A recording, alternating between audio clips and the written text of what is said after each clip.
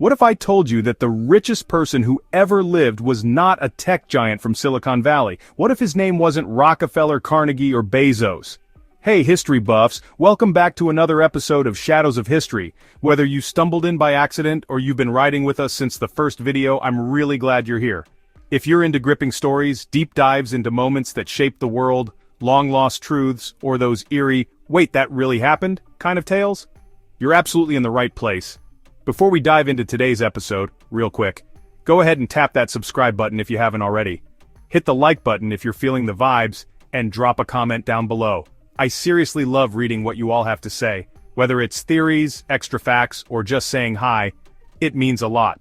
Also, a huge shout out to all our new subscribers. Welcome to the crew, and to all my returning folks. You already know what it is. You're the heart of this channel, and I appreciate every single one of you. Alright, now that we're all settled in, grab a drink, get comfortable, because today's story, it's wild, twists, turns, and a piece of history you might not have heard before. Let's get into it. Imagine a wealth so vast, so immense, that it's almost impossible to put a number on it. A fortune that could literally break the economy of an entire country just by passing through. This isn't a story from a fantasy novel or a Hollywood movie. This is the true story of a man, a king, an emperor from West Africa. His name was Mansa Musa, and his story challenges everything we think we know about wealth and power in human history. We often look to our modern world to find the titans of finance. We see skyscrapers and super yachts as the ultimate symbols of riches, but we must travel back in time to the 14th century to find a fortune that dwarfs them all. We journey to the heart of the Mali Empire, a sprawling and prosperous kingdom. Here, a ruler controlled resources that were the envy of the known world. He didn't build his wealth on stocks or software. He commanded the very element that has driven human desire for millennia gold. His story is a journey into a different time, a different place, and a different understanding of what it means to be truly wealthy. The tale of Mansa Musa begins not with numbers, but with an idea. The idea of a wealth that is simply beyond comprehension. Think about the richest people today. We can calculate their net worth down to the last dollar, but with Mansa Musa, economists and historians find themselves at a loss. How do you measure a fortune so great that it could reshape the world around it? How do you quantify a man who could hand out gold so freely that its value plummeted for over a decade? His legacy is not just in what he owned, but in what he did with it, and how his actions sent ripples across continents. This journey back in time is more than just a history lesson. It is an exploration of the very nature of value, power, and legacy. It forces us to ask profound questions. What is true wealth? Is it measured in gold bars or in the knowledge and culture that you build? Mansa Musa's story is a cosmic puzzle, a piece of our shared human history that has been overlooked for too long.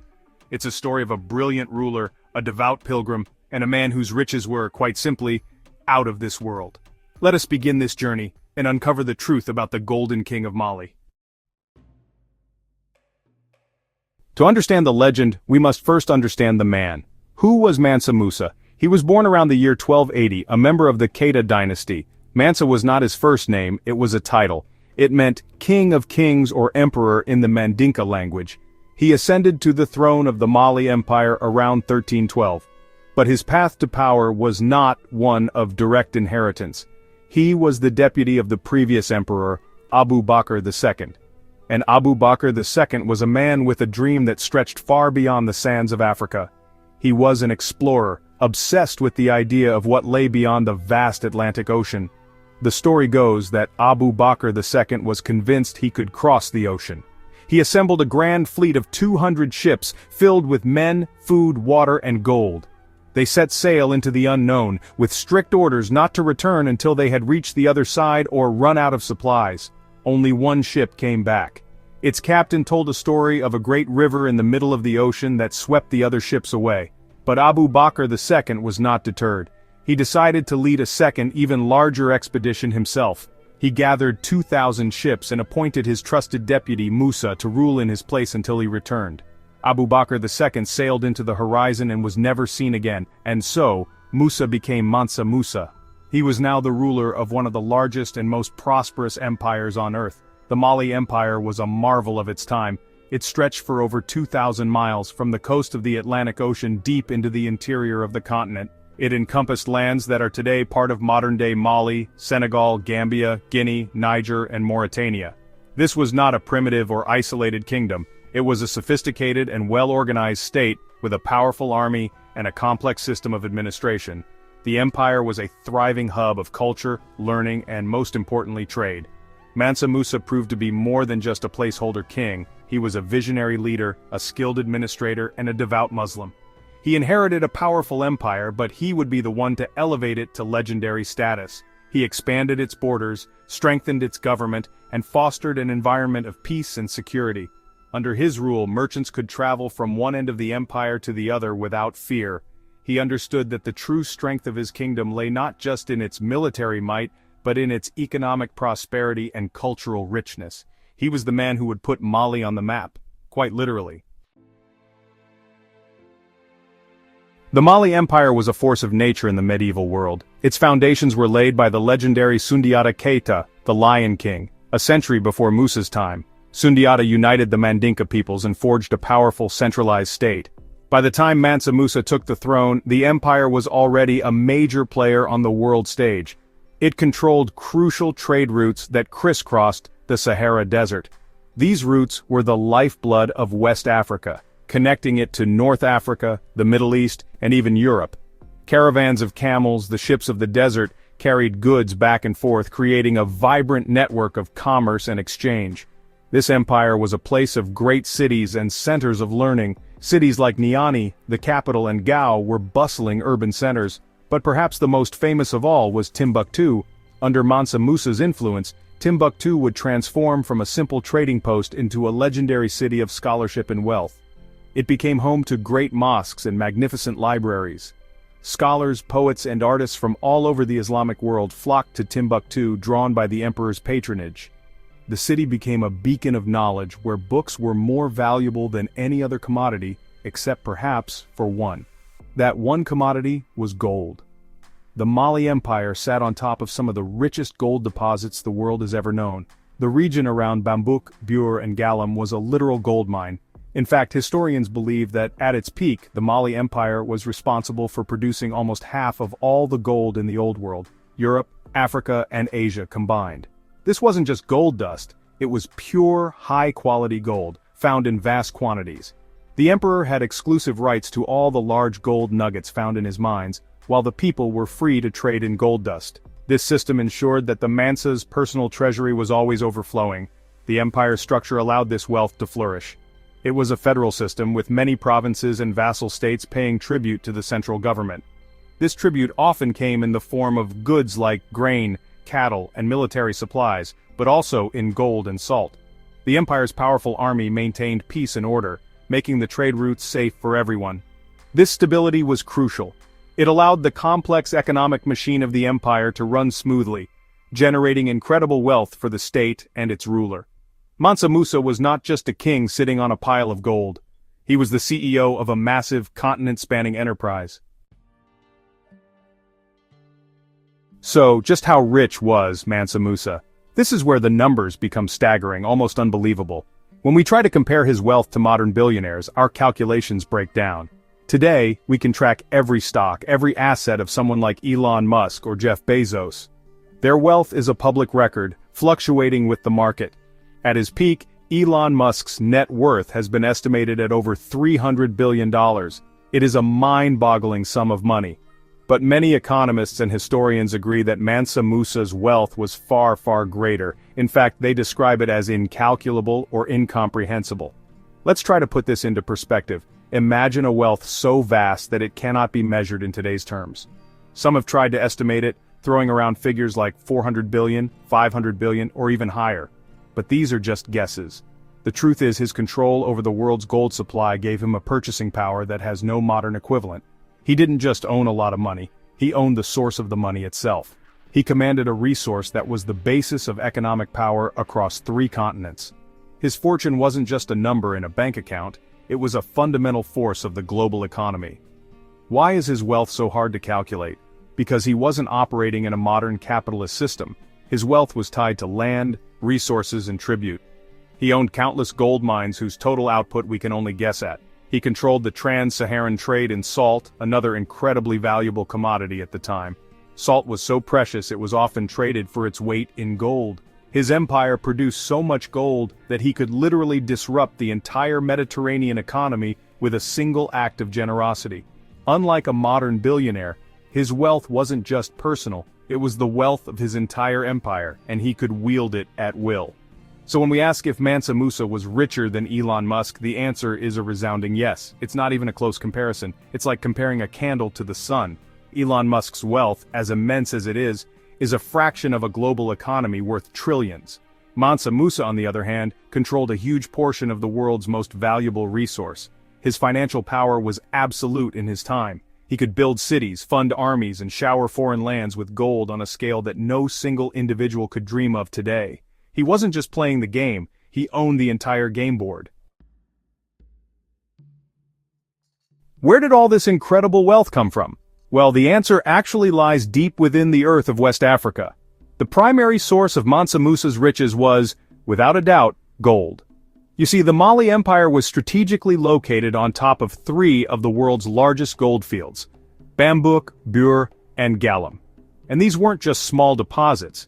They were vast regions where gold was plentiful and, honestly, relatively easy to extract. For centuries, this region had been the main supplier of gold to North Africa and Europe. The Mansa of Mali didn't just profit from this, he controlled it. The empire's laws dictated that all solid gold nuggets belonged to the emperor, leaving the gold dust for the people to trade. But, it wasn't just about digging gold out of the ground. The empire's true genius lay in its control of trade. Mansa Musa's kingdom was a massive trading hub, a bridge between the forests of West Africa and the markets of the Mediterranean world. The most important trade was the trans-Saharan trade. Caravans of thousands of camels would make the perilous journey across the desert, carrying goods. From the south came gold, cola nuts, ivory, and enslaved people. From the north came manufactured goods, weapons, horses, and something just as valuable as gold: salt. Salt was the white gold of the desert. In the humid climate of sub-Saharan Africa, salt was essential for preserving food and for human health, but it was, pretty scarce. The great salt mines, like those at Tagaza in the middle of the Sahara, were controlled by the Mali Empire. Merchants would trade salt for gold, often at a 1-to-1 ratio by weight. Just imagine that, trading a block of salt for an equally heavy block of gold. Mansa Musa's government taxed this trade heavily, at both the entry and exit points of the empire. Every bag of salt, every ounce of gold that crossed his territory added to his immense treasury. This complex economic system was the engine of his power. The empire also had a strong agricultural base, producing surplus food like millet, sorghum, and rice, which supported its large population and armies. Copper was another important resource, mined in places like Takeda. By controlling the production and trade of gold, salt, and copper, and by taxing the flow of all other goods, Mansa Musa created a self-perpetuating cycle of wealth. His fortune wasn't an accident, it was the result of a sophisticated and well-managed economic strategy, built on the incredible natural resources of his land. In the year 1324, Mansa Musa, a devout Muslim, decided to undertake the Hajj. This is the sacred pilgrimage to the holy city of Mecca that every able-bodied Muslim is expected to make at least once in their lifetime. But this would be no ordinary pilgrimage. This was a journey that would echo through history, a display of wealth and power so spectacular that it would be talked about for centuries. Mansa Musa was determined to show the world the glory of his empire, and he succeeded beyond his wildest dreams. He didn't just go to Mecca, he brought his empire with him. The scale of his procession was simply mind-blowing. It was not a small group of travelers, it was a moving city of gold. The caravan reportedly stretched as far as the eye could see. It included some 60,000 people. This massive group included his entire royal court, officials, soldiers, merchants, and entertainers. A personal retinue of 12,000 attendants, each dressed in fine silks and brocades, accompanied him. But the most astonishing part was the transport. The caravan was led by 500 heralds, each carrying a staff made of pure gold. And behind them came a train of 100 camels, each one loaded with up to 300 pounds of solid gold. As this golden river of people and animals made its way across the Sahara Desert and through North Africa, it left a trail of awe and disbelief. Everywhere Mansa Musa went, He demonstrated incredible generosity. He gave gold to the poor he met along his route. He showered gifts upon the rulers of the territories he passed through. He spent lavishly in the markets of every city he visited. When his caravan stopped in Cairo, Egypt for a 3-month stay, his spending habits became the stuff of legend. He gave away so much gold that he single-handedly changed the local economy.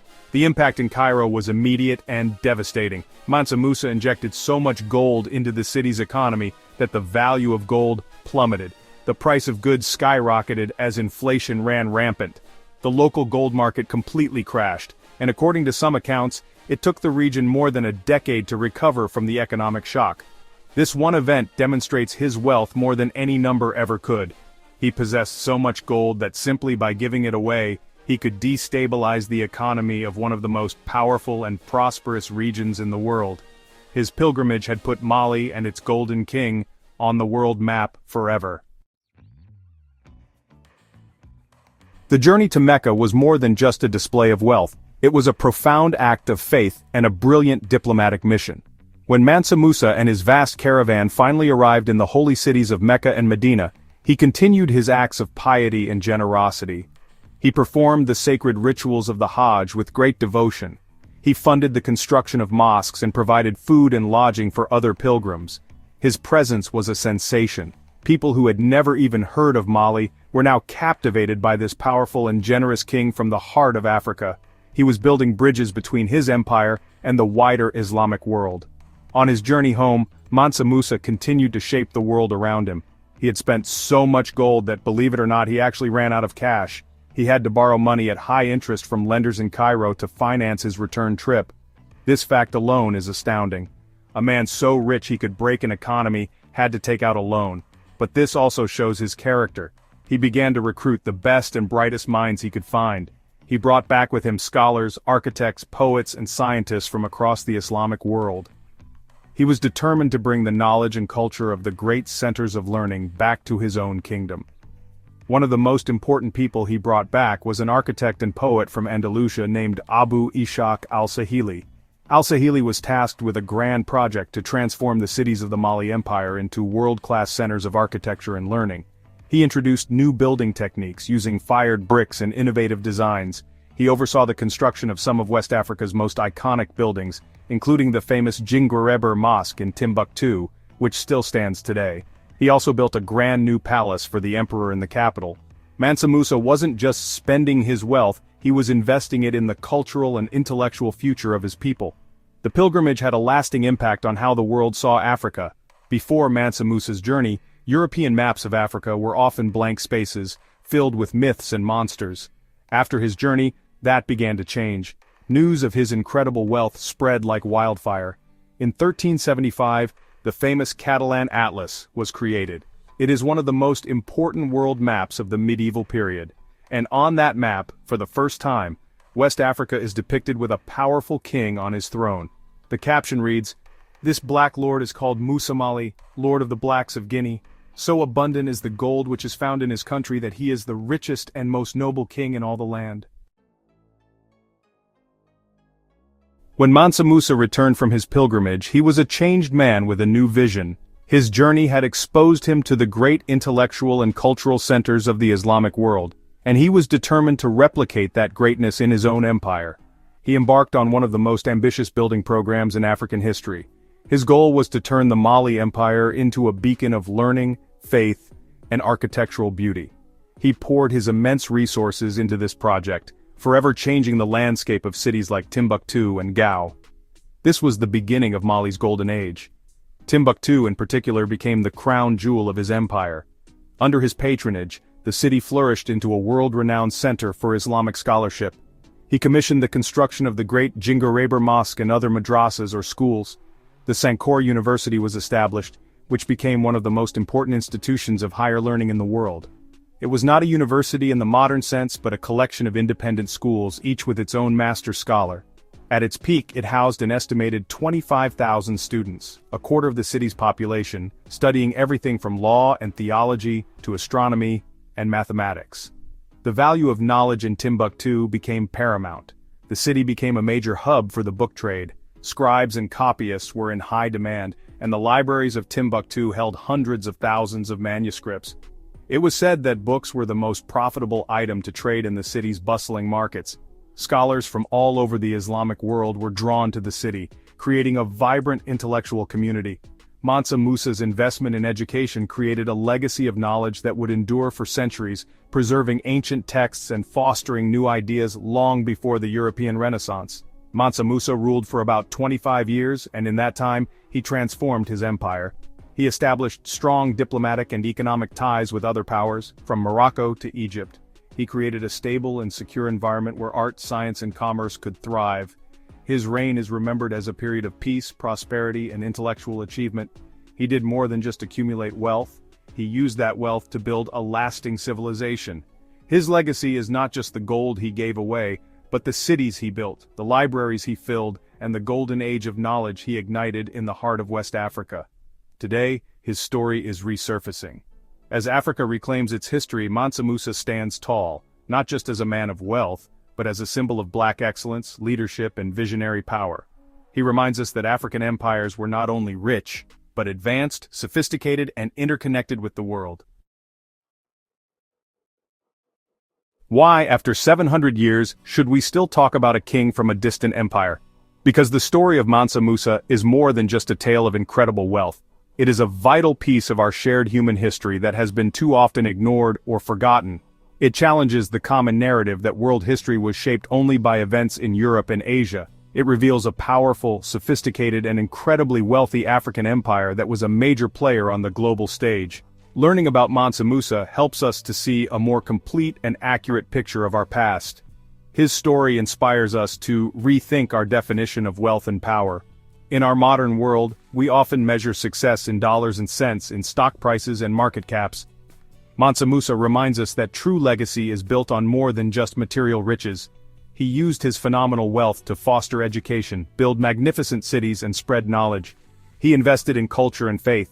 His story prompts us to ask what we are doing with the resources we have. Are we building something that will last? Are we contributing to the intellectual and cultural heritage of humanity? These are timeless questions. Furthermore, the tale of the Golden King of Mali is an invitation. It is an open door to the vast and fascinating history of Africa.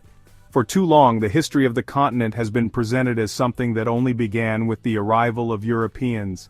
Mansa Musa's empire is just one example of the many great civilizations that flourished in Africa for centuries. There are the pyramids of ancient Egypt and Nubia, the stone fortresses of Great Zimbabwe, the powerful kingdoms of Aksum and Benin.